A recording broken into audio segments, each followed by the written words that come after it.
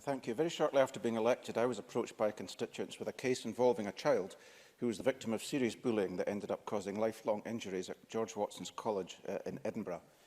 On 15 February 2017, a report of the annual HMI engagement visit to the school reported that there were, and I quote, no identified areas for development in relation to safeguarding. Yet by this time, the school was aware of a catalogue of complaints of various forms of bullying against a pupil and knew that its parent liaison group had heard of bullying concerns by parents who were scared to complain.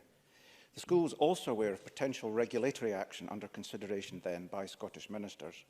In September this year, a special inspection was conducted, and 3 weeks ago, Scottish ministers wrote to the Merchant Company of Edinburgh to inform it that, and I quote, "The Scottish ministers are satisfied that George Watson's College is at risk of becoming objectionable on the following ground, that the welfare of a pupil attending the school is not adequately safeguarded and promoted there."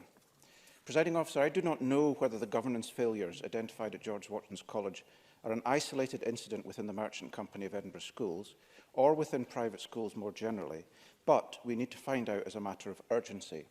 The EHR committee makes a number of recommendations in its report. Recommendation 20 and 28 are of particular relevance, yet neither recommendation nor the government's response to them suggests that these will apply equally to the private sector, and I'd be particularly pleased to hear from the Cabinet Secretary his view on whether in particular monitoring and recording should apply to all schools.